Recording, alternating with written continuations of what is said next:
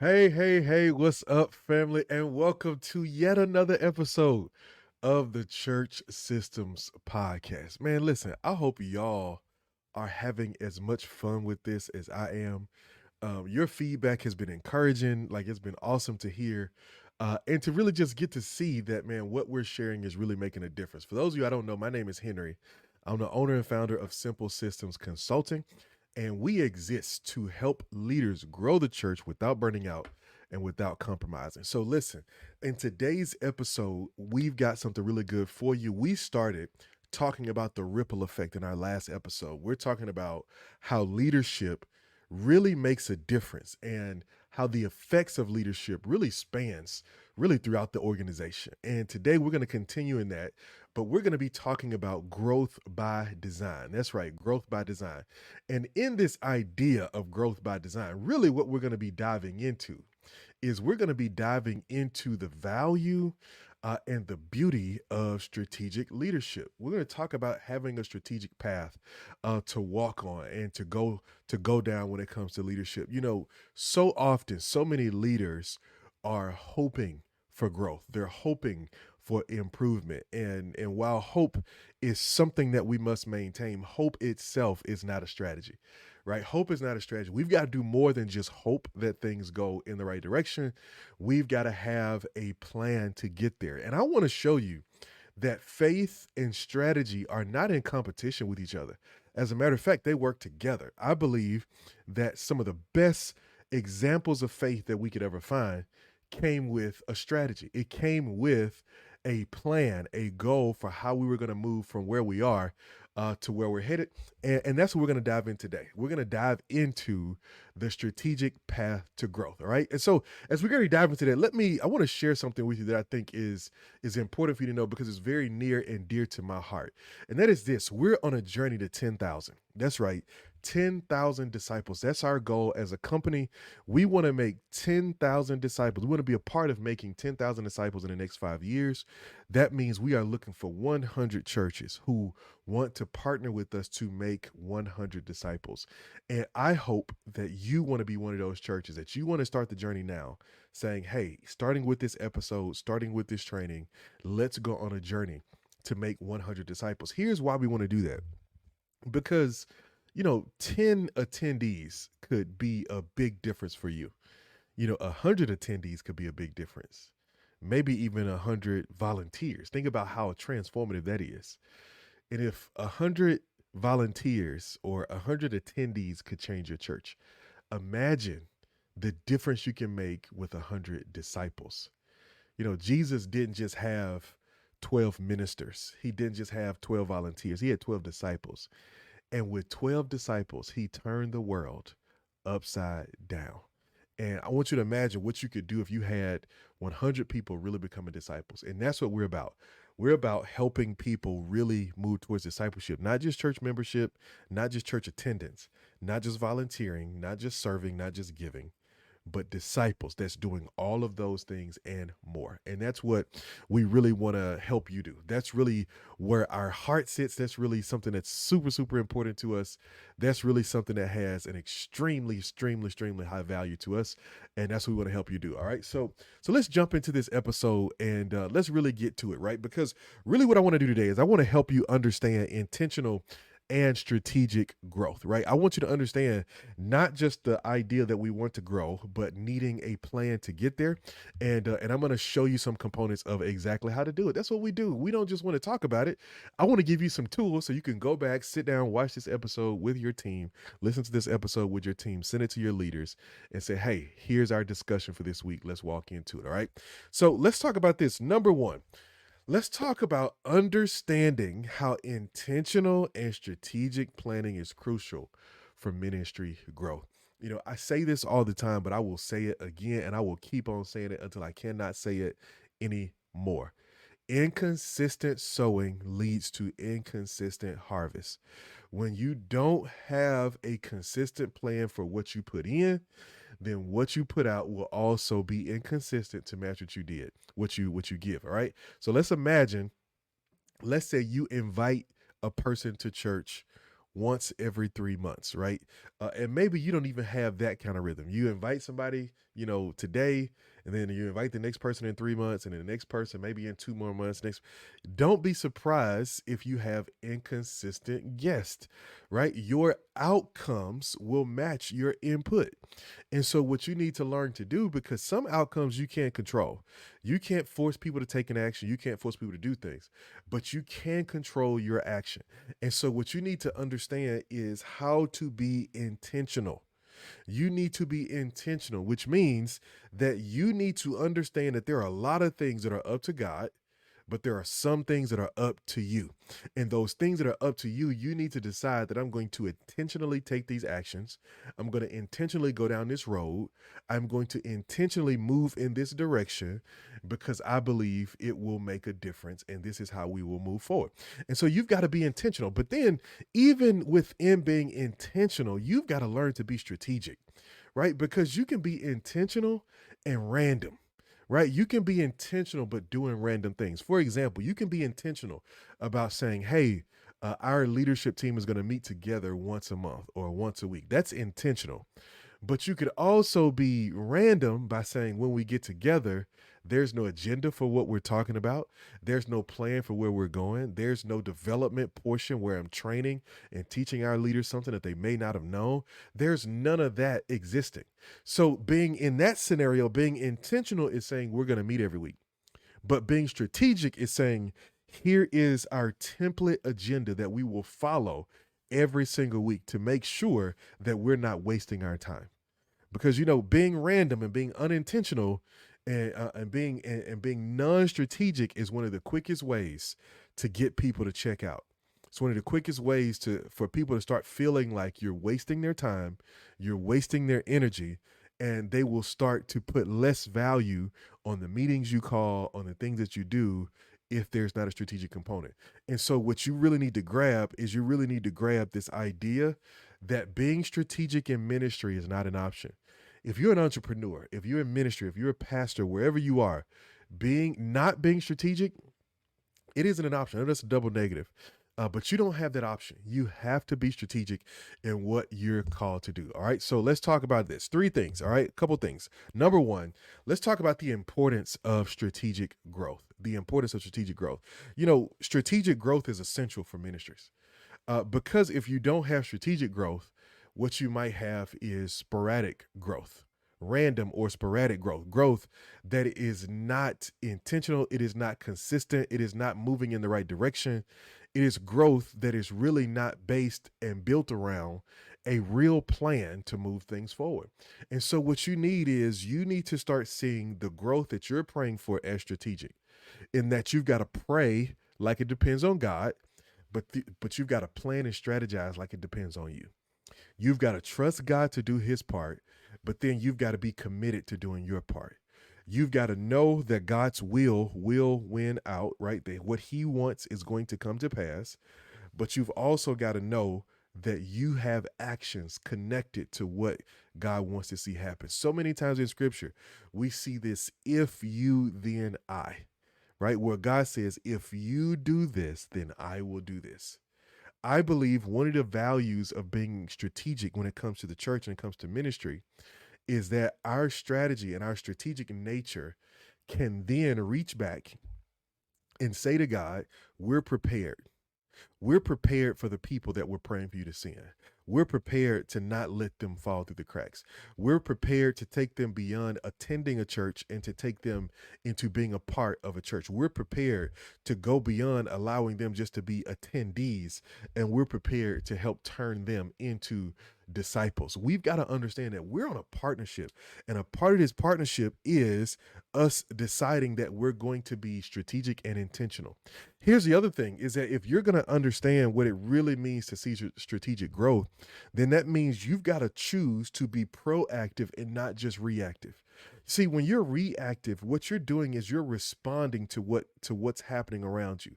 I like to call these kind of ministry leaders firemen, because they're constantly putting out fires, because all of their activity is based on a response, right? When you think about firemen, Firemen in general respond to emergencies. That's what they do, right? And they have a very valuable contribution to our culture, to our society. We need them.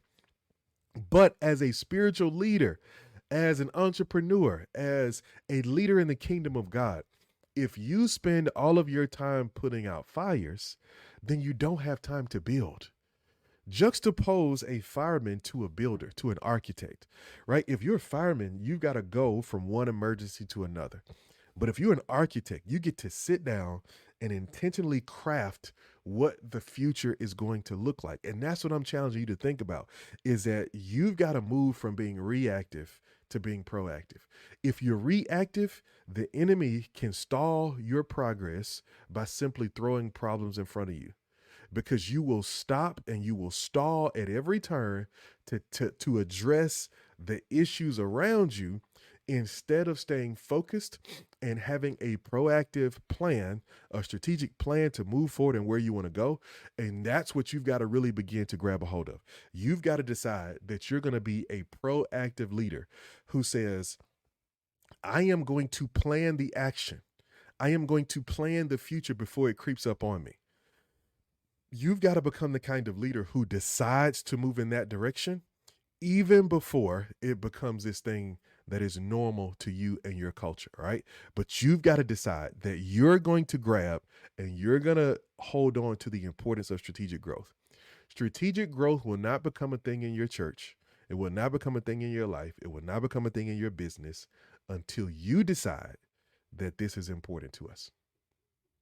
You must decide that it has value. You must decide that it is worth committing to. You must decide that, because until you decide it, it's going to be a secondary issue. So you got to understand that. All right. The second thing I want you to know is you need to understand, if you're hearing me and you're like, man, this is great. I want to become more strategic. I've been more random. I just go with the flow. I show up, whatever the Lord give me to preach this morning is what I'm going to preach. Whatever the choir sing is what they're going to sing. Whoever shows up, this is going to show up, but I want to change because I see that that's not working. Well, I want to show you now some of the key components of a strategic growth plan, right?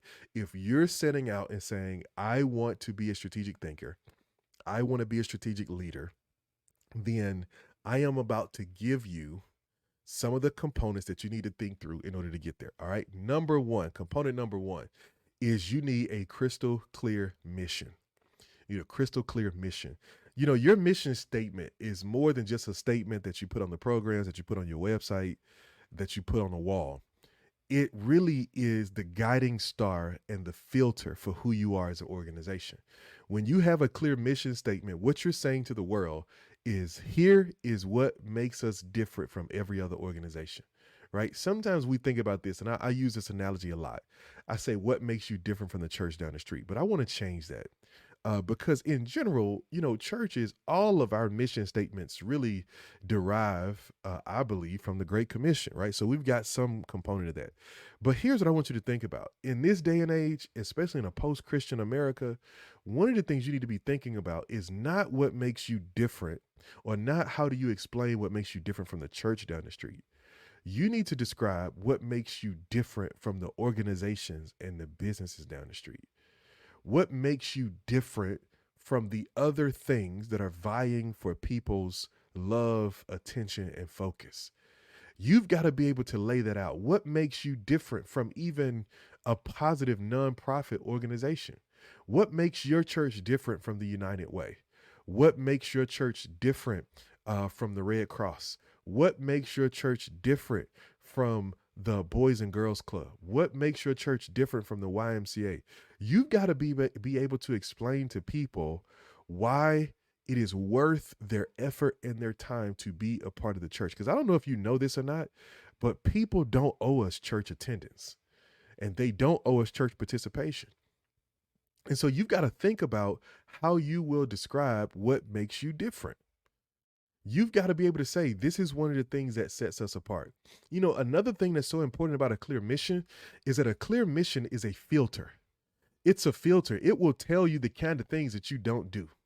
If you decide that your mission is about, hey, we're called to make disciples, and to grow people into, healthy Christ followers, whatever your mission is, then, when somebody comes to you, while your church is smaller than 50 people and says, hey, we should start a coffee shop, then you filter that idea through the mission, right? If we have a building and we have somebody who knows how to do this and we want to make disciples, we look at that and we ask ourselves, man, does this idea work alongside with us, achieving our mission? You filter everything through the mission. Here is why. Because so many people, and I believe even the enemy, will bring you so many good ideas in order to block you from your God idea. And you need to have a filter that helps you decide when you're on track and when you're off track. And a mission statement is one of those filters. The another thing that you need, this is another component of your strategic plan, is you need a clear vision. Right? My mission says, here is ultimately what we're trying to accomplish. And in large part, your mission is never complete. It's a continual idea. It's something that no matter how successful we are, we never reach the end of it, right? That's a mission. That is what we're called to do. But a vision is, here is what the future will look like when we get there. Here's the future we're working towards. A vision evolves. You can write a vision. There was a time when people used to write a 20-year vision. I don't think you can do that today. I think time is moving too fast to plan that far in advance. But I think you can do a 3 to 5 year vision and have some semblance of what it will look like. And you may get there faster. You may, accomplish it, quicker or whatever. But a vision says when we get to where we're going, when we're doing what we're called to do, ultimately, here are all the things that we will see, right? That's a vision. You need to be able to clearly articulate where you're headed. If you want the team around you to really be able to partner with you in a significant way, then you've got to be able to describe to them, here's where we're going.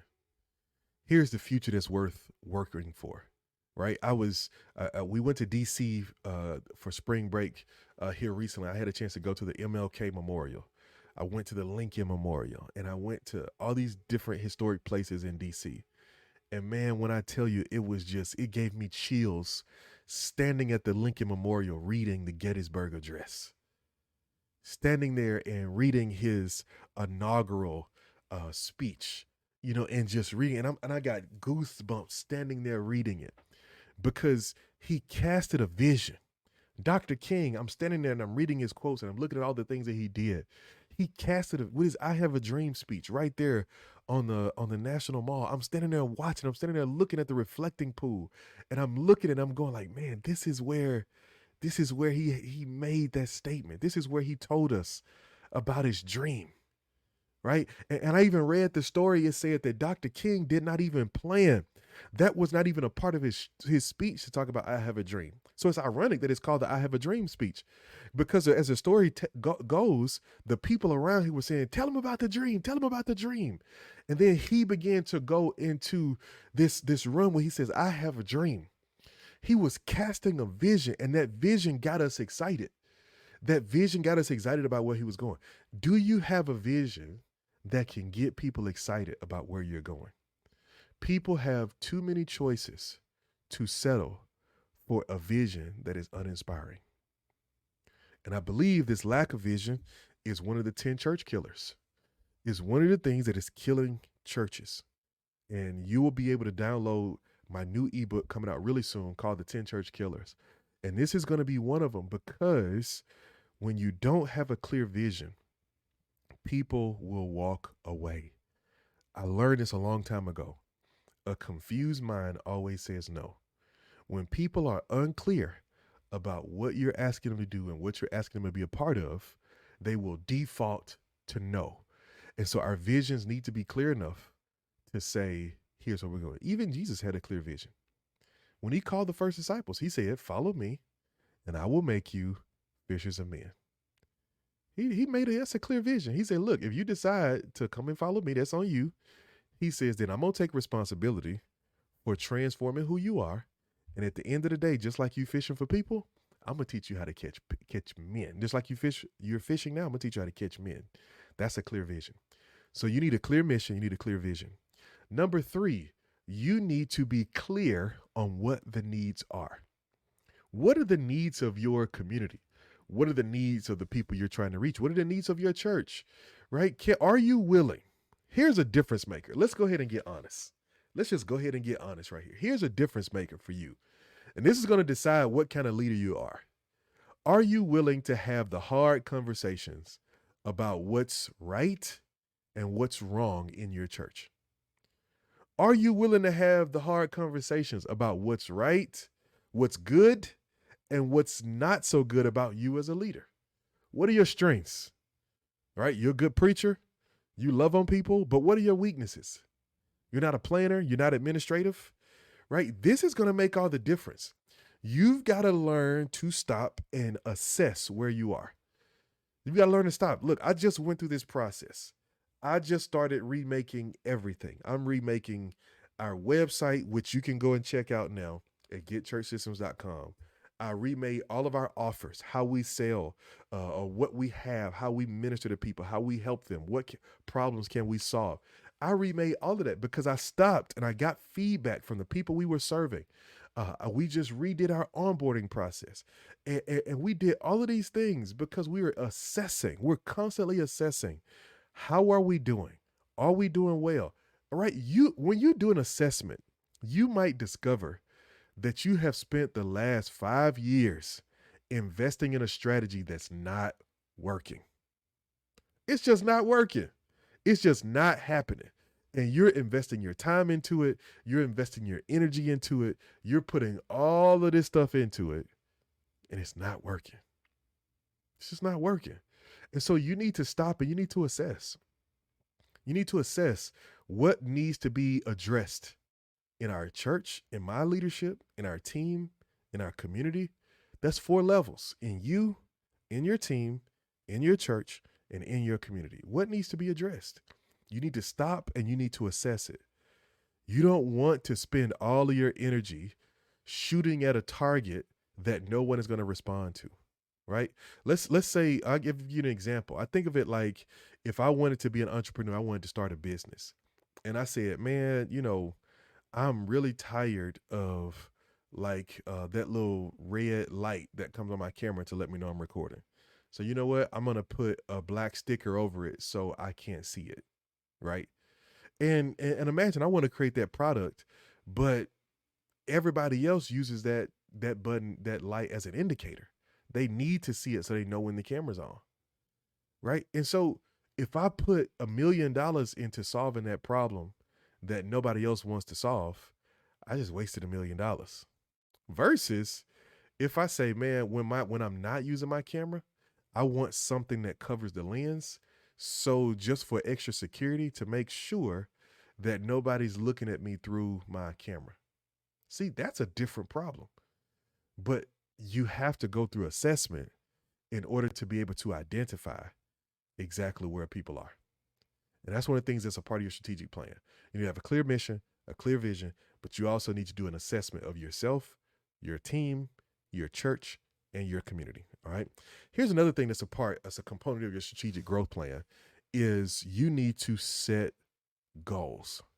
You need goals, right? And I love the term SMART goals that are specific, they're measurable, they're achievable, they're relevant, and they're time bound, right? You want to set specific goals. You need a target to aim at. I know we're aiming for the vision, but what are the things that we'll hit along the way? When we do the mission makeover, one of the things that we do in that mission makeover, or we do in our ministry map workshop, is that we give you a strategic set of goals. And we say, hey, on the way to your big vision, here are the things that you need to hit. If you hit these things on the way, eventually you'll find yourself at this destination. You need the same. You need goals, and you need them not just for yourself, but you need them for the people on your team. The people on your team need goals. The people on your team need to know, hey, here's where we're going. Here's what we're trying to achieve. Here's what we're trying to accomplish. You need those things, right? You need to make sure that you have goals in front of you that are going to hold you accountable, right? That's how you hold people accountable. You put goals on paper and you say, here's where we're going. Here's when I need us to be there. Now let's get it done. All right. That's how you hold people accountable, right? You don't hold people accountable by just expecting things of them. You don't hold them accountable by just hoping they do it. You hold them accountable by letting them know where we're going, charting the path, and saying, hey, here are the markers I need you to hit on the way. All right. Last part that I'll give you, last component of your strategic growth plan is you need support systems. You need support systems. If you're going to have a real plan to grow, you need to have the systems in place that will support you in getting there. As a church, as a business owner, what systems do you need? Right? Do you have a CRM or a CHMS? If you're a church management software. If you're a business, a customer relationship manager, right, or a congregational relationship manager. Do you have a database where you can hold all your people? Do you have a blueprint through which you can text and email and communicate with people? Do you have all those things in place so that things can move forward?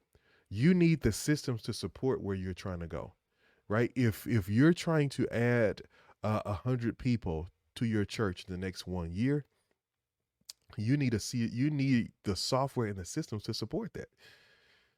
You need the software and the systems to support that, because adding 100 people sounds great until you've got to do everything manually, until you've got to manually make phone calls, until you've got to manually reach out to them, until you've got to manually do all these things. Everything seems great until everything becomes manual. And so what you need to do is you need to figure out what kind of software or what kind of system support can you add to help you get where you need to go. All right, so let's recap key components of a strategic plan. You need a clear mission and vision. You need a community assessment. You need to do an assessment on yourself, your team, your church, and your community. You need to set SMART goals, and then you need the systems that will support you going where you're trying to go, or going where God has called you to go. All right. Here's another thing I want to give you. All right. Let's talk about now, if you understand, okay, here's the components of my strategic goal. Now let's talk about how to overcome common barriers to growth. Because I don't know if you know this, but there are some barriers to your growth. You've got some barriers to your growth. You've got some serious things that are standing in front of you. And sometimes those barriers aren't what you think. Sometimes those barriers go beyond what you assume. Sometimes those barriers are, obstacles and issues, they're facility problems, they're location issues, but sometimes those barriers are mindsets. They're the way some people think, they're the way some people approach ministry. They're all these different things. So let's talk a little bit about how to overcome some of those barriers, all right? Number one, you need to identify your unique challenges. When you look at your church, what feels like it's in the way? If you could pray and say, God, man, if you would move this thing out of the way, it would change everything. What are the things that you would ask to be moved out of the way? You need to know what your challenges are. All right. But coming along with that, you cannot assume that somebody else's barriers are your barriers. Right. I see this too often.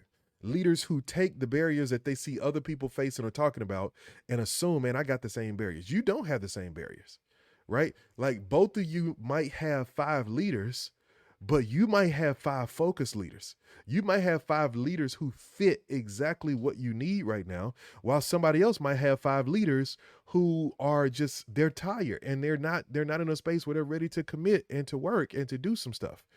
Don't make other people's barriers your own. And don't make your barriers other people's. You need to identify what your unique barriers are. Like, what's your barrier? And I want you to chase it down to the lowest common denominator. All right, let me give you an example, right? Because maybe you're listening to you saying, man, my barrier is finances. If I had more resources, I could do more. And I want to say to you, I need you to dig deeper. Why don't you have finances? Right? You need to be able to answer that question. And don't just hit me with the when my people don't give. Okay, why don't they give? Why don't they give? All right, here are some things to think about with that. You're talking about your people don't give and all of those kind of things. Let's wrestle with that a little bit. All right. Number one, are you teaching on giving multiple times a year? And are you teaching from a biblical perspective why we give? Tracing back to Melchizedek, coming forward into the law, going through Malachi and coming into the dispensation of grace? Have you taught them why we give? Number two, have you connected giving to going? Can you show them what happens or what has happened when they've given in the past? Or can you even show them what you will do when they give? Because get this, most average people aren't as excited about church stuff as pastors are. So saying, man, when y'all give, we're gonna have a bigger building. Okay. Like most people aren't as excited about that, especially in the emerging generations. They're not as excited about that. They're not as excited about the trinkets that sometimes we as pastors can be excited about. Can you connect them and show them the difference that we're going to make in the world when we give? Can you show them how you're going to leverage their resources to go on mission? Can you cast a vision for how many people we're going to feed? How many homeless we're going to help? How many naked we're going to clothe? How many prisoners we're going to visit? How many former addicts we're going to help rehabilitate? Can you connect their giving to a larger mission and vision? This is why I told you, you've got to have a clear vision. People need to know where you're going and what you're about to do. They need to be able to see it. They need to be able to know it. They need to be able to wrestle with it, right? But that's one barrier. So you need to know what your challenges are, right? You say it's lack of resource. Here's another common one. You say, man, my people don't want to move. My people don't want to change, right? And that could be absolutely true, right? But while that's a barrier, your bigger barrier could be that you have not yet gone out to reach the new people who would help you change the culture, right?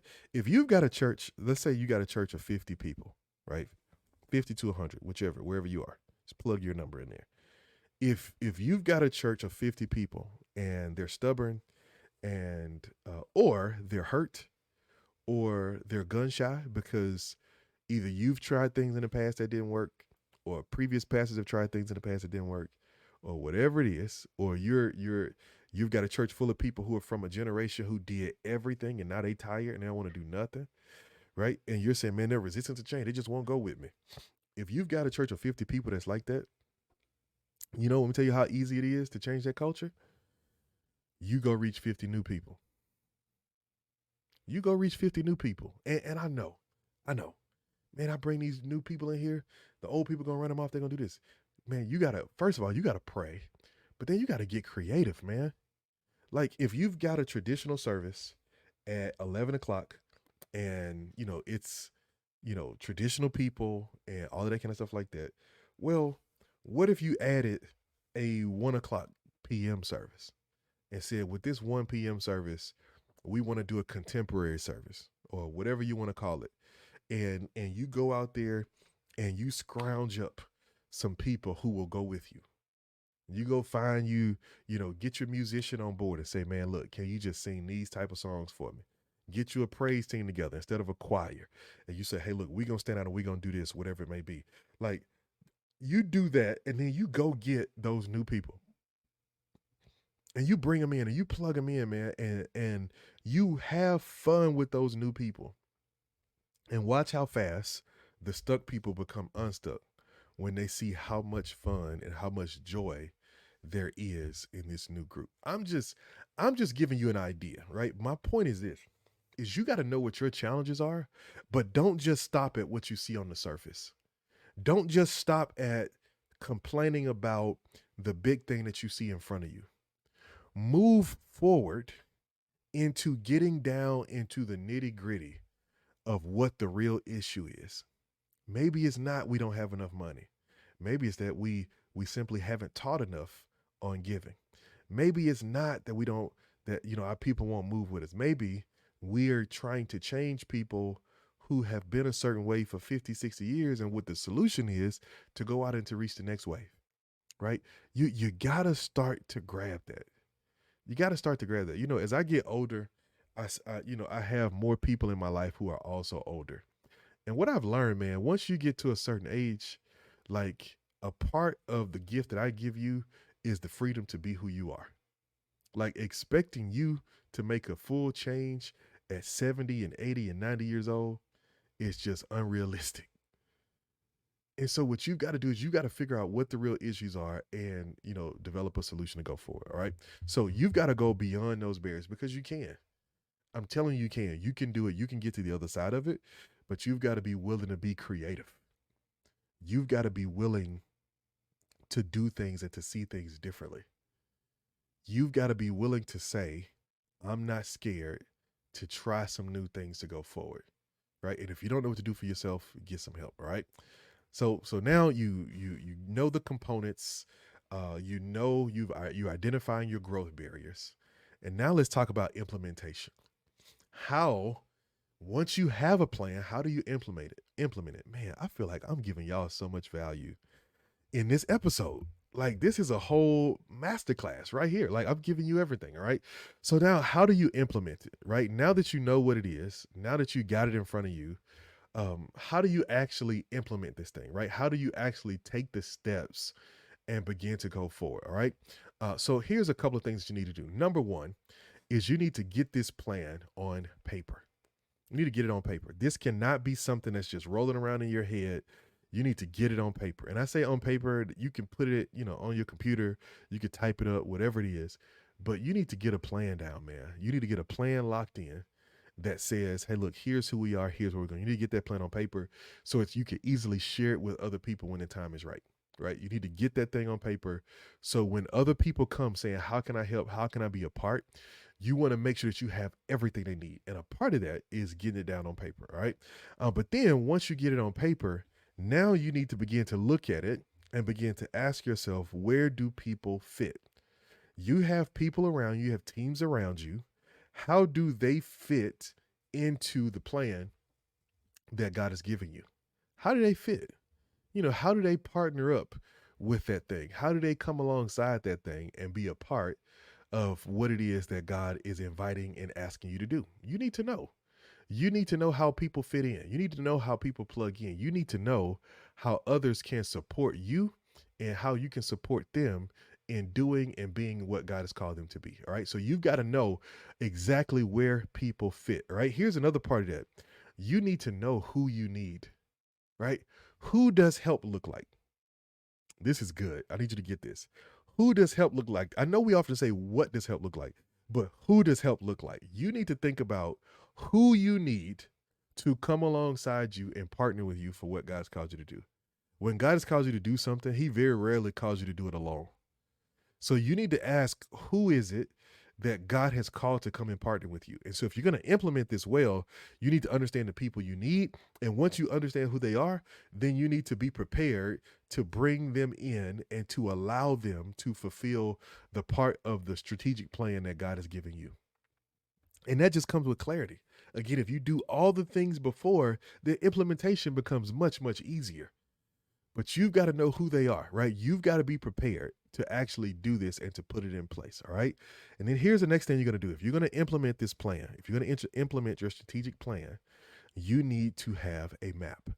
You need to have a map. And what I mean by that is I would suggest breaking your plan into phases. What's phase 1, phase 2, phase 3, phase 4, phase 5?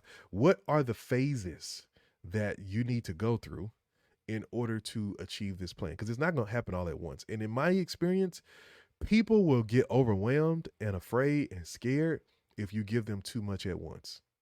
And so you need to know who can handle seeing the whole plan and who can only handle seeing it a phase at a time. To say, okay, look, here's what we're doing for the next 3 months. Here's what we're doing the 3 months after that, blah, blah, blah. So you need to break that thing out and you need to put it through. All right. And here's another thing that you need to do. If you're going to implement this strategic plan, you have got to lead. You've got to lead, because if this thing is going to be seen through, you've got to be willing to lead. And leading means delegating, but also it means following up. It means that you're going to have times where it feels like you're chasing after people to get them to do what you've already assigned them to do or what they've already agreed to do. Sometimes it's going to feel that way. Sometimes it's going to feel like that, but you've got to keep on going. Sometimes it's going to feel like that, but you've got to keep on pushing. You've got to keep on moving forward. You've got to keep on taking the next step. You cannot give up on this thing, because what's on the other side is so valuable that it's worth it. I cannot tell you how many times, how many partners I've worked with, but I had to call them multiple times.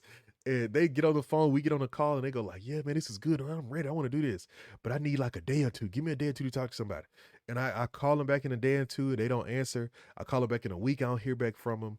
And sometimes, man, there have been people who I've talked to, and they've been on my email list for a year, and then all of a sudden they pop up and say, "You know what?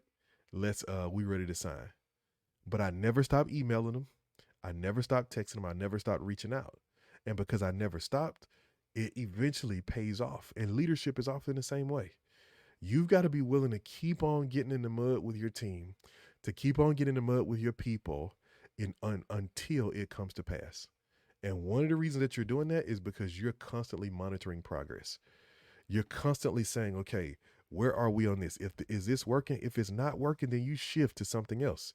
If it's not working, then you go to a different thing. If it's not working, then you go to the next part and you let that thing continue to evolve into what God has called it to be. But you have got to be willing to lead. All right, listen, we're going to close out. I really wanted to take some time and to give you this and to make sure you had it, but I want to give you a gift. I want to give you a free gift today. I want to give you my new ebook, one of my new ebooks, because I told you I got two of them, but one of my new ebooks called The Church Growth Blueprint. And it is a book that's all about transforming lives one invitation at a time. Basically, what I did is that I took my experience. I had invited three random strangers to church. They came to church, and within a week, they were 28 people in our church because those three brought us a whole lot more. And so I want to show you how it happened, and I want to show you how to get there.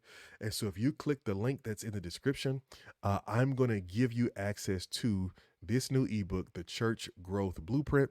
And in this ebook, you'll be able to get all the secrets. You'll be able to learn all the different things that you need to learn in order to see how to move this thing forward. Because here's my hope.